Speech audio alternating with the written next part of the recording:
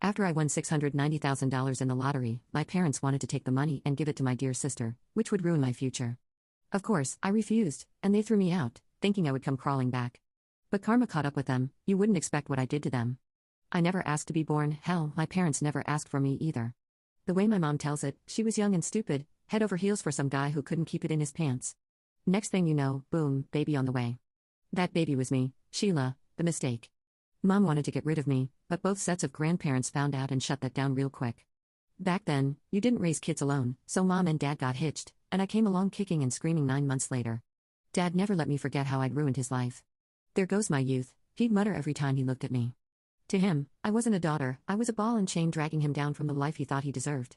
For 10 years, it was just the three of us in that little house, me tiptoeing around, trying not to piss off Dad, Mom cooking and cleaning like her life depended on it, and Dad coming home from work with a scowl that only deepened when he saw me. Then came the miracle, my little sister Sarah, the golden child, the one they actually wanted. And me? I was shoved even further into the background. Sheila, watch your sister. Sheila, be quiet, Sarah's sleeping. Sheila, why can't you be more like Sarah? It was Sarah this, Sarah that. She got new clothes, I got hand-me-downs. She got praise, I got scolded. She got love, I got used to disappointment.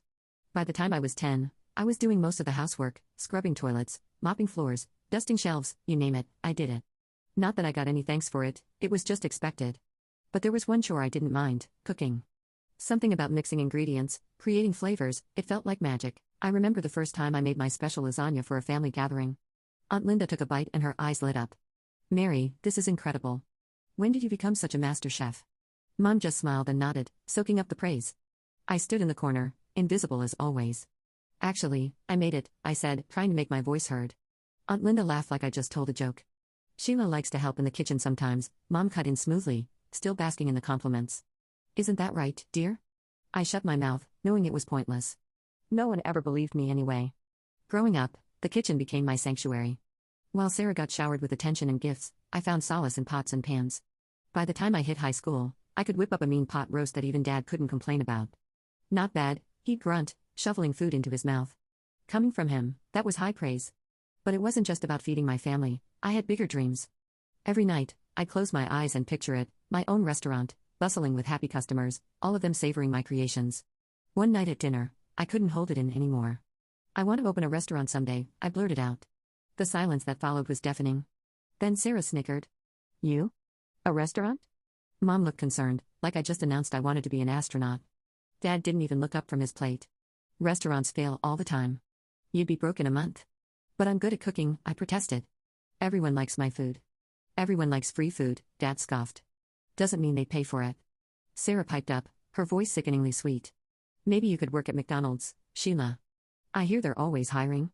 When it came time for college, I set my sights on the best culinary school I could find. To my shock, Dad agreed to pay for it. This is your inheritance, he said gruffly. Don't expect anything else. The house, the savings, that's all going to Sarah. I should have been hurt, but honestly, I was too excited about culinary school to care. This was my chance to prove myself, to learn from real chefs and hone my skills.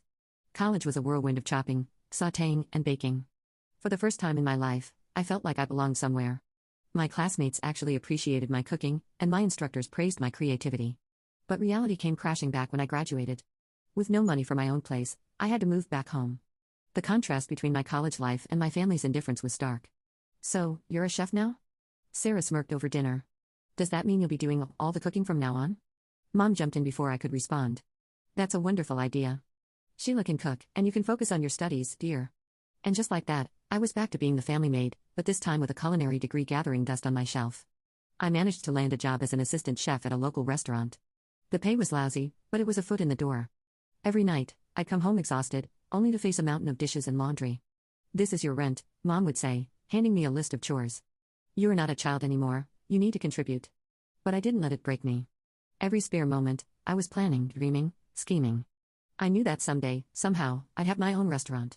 And when that day came, I'd show them all what Sheila was really capable of. 2 years crawled by, each day a carbon copy of the last. I cooked, I cleaned, I worked my ass off at the restaurant, and I watched as Sarah continued to be showered with everything I'd ever wanted. The day Sarah started high school, Dad came home with a beaming grin on his face. Sarah, honey, he called out, come see what I got you. We all trooped outside. There, sitting in our driveway like some kind of shiny insult, was a brand new car. A car? But I can't even drive yet, Sarah said, her eyes wide. Dad laughed, tossing her the keys. You will soon enough? My girl deserves the best right from the start. I bit my tongue so hard I tasted blood. When I turned 16, I got a second-hand bike. And even that was only because I needed it to get to my part-time job. It didn't stop there. Every week, there was something new for precious Sarah, the latest iPhone, a MacBook Pro, designer clothes. They even renovated her bedroom, turning it into something that looked like it belonged in a luxury hotel. Meanwhile, I was still in my old room, the same faded wallpaper, the same creaky bed I'd had since I was 10. But hey, at least the spiders kept me company, right? I started thinking about moving out. Maybe I could find a roommate, split the rent on some tiny apartment, anything would be better than this constant reminder of how little I mattered. But then came Christmas. I'd been saving up, determined to get everyone nice gifts for once, to show them I wasn't the failure they thought I was. I ended up buying lottery tickets for everyone.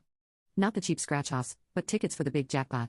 Christmas morning came, and I handed out the envelopes, trying not to look too eager. Mom opened hers first, her face fell. Oh, lottery tickets. Dad snorted. What is this, a gas station gift? Sarah didn't even bother opening hers, she just rolled her eyes. Gee, thanks, Sheila. Real thoughtful. Well, Mom said, her voice sickly sweet, I guess since Sheila didn't really get us anything, she won't be expecting any gifts either. That seems fair, doesn't it? I felt a lump forming in my throat. Without a word, I snatched the lottery tickets from Dad's hand. You know what? I'll take them. Merry Bloody Christmas. Now you can watch the second part by pressing share and more.